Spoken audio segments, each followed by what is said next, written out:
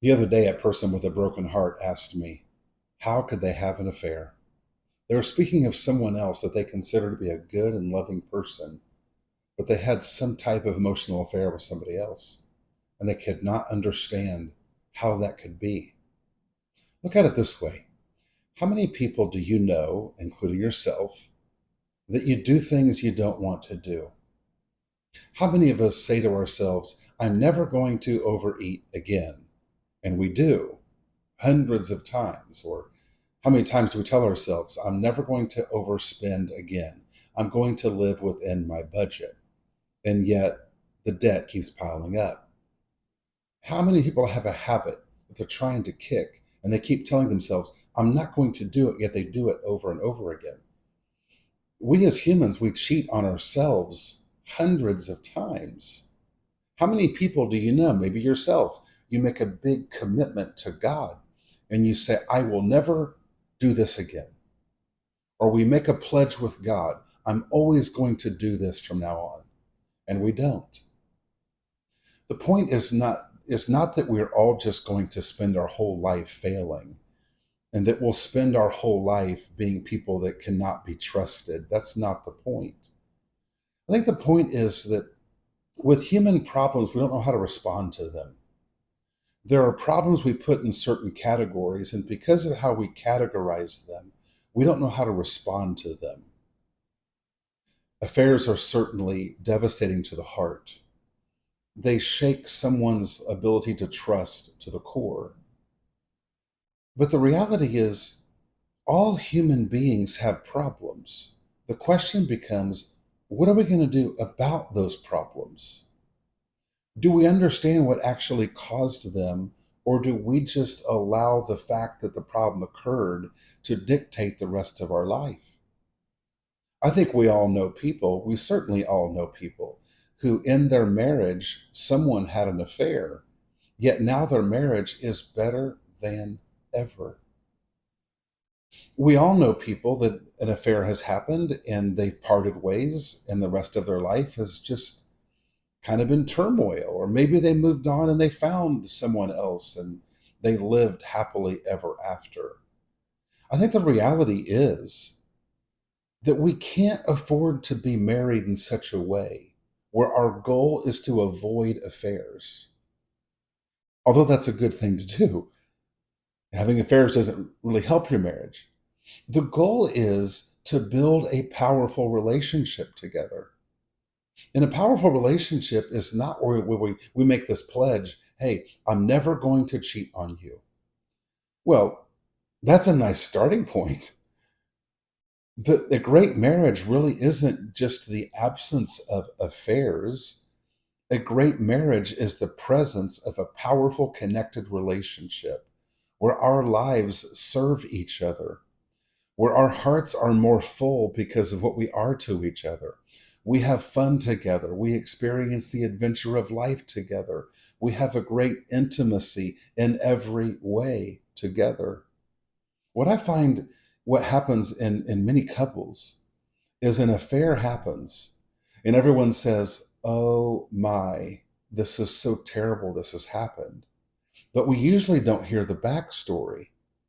And oftentimes the backstory is that for 10 or 15 years, that couple has just been living as roommates.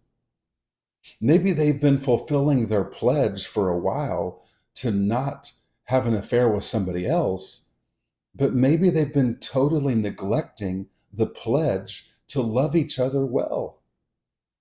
We've stopped dating, we've stopped kissing, we've stopped making love, we've stopped going to the park together, we stopped dreaming dreams together. And so often, the reason that human beings fall into all sorts of metaphorical affairs or real affairs is that our lives and relationships have become depleted. It's like we're malnourished, and yet we're trying to make sure we never eat cookies again. Well, cookies probably aren't good for us, but are we eating lunch? Are we doing something that nourishes our life? So, in short, I would just say that affairs are certainly a very hard thing to work through. But without a doubt, People can work through affairs and build the relationship they were made for. People have done that throughout history. Probably the story of history is not what goes wrong in our lives and relationships. It's how we respond to what has gone wrong in our relationships. I'll finish with this thought. When somebody has an affair, usually the spotlight and the sirens are sent to that one thing that happened. An affair happened. But what about everything else that's been happening? What if our lives have been depleted?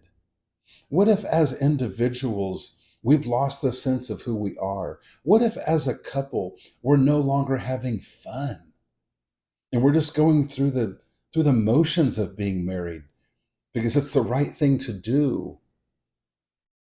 The problem is that when something like an affair happens, all of the focus goes to that. And maybe we neglect to take a fuller view of our entire lives and see everything that's really going on. Because maybe that affair can be a massive wake up call for two people to look at each other and look at themselves and say, I don't know how we got here, but this isn't the life we were made for. This wasn't the dream. What is really happening to cause us to end up at this place? And how can we turn the corner and begin to pursue everything we were made to be together?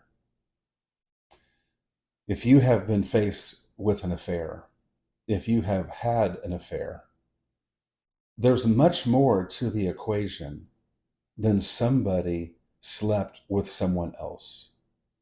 There's so much more to the equation. And I encourage you to allow yourself the space and the grace and the time to see the whole picture of your life, the whole picture of your marriage, and be able to ask, okay, what really happened here?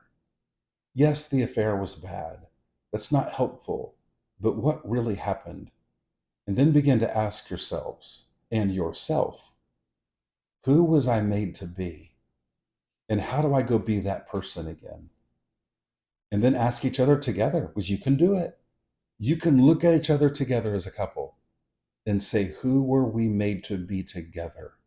What if we go build that life?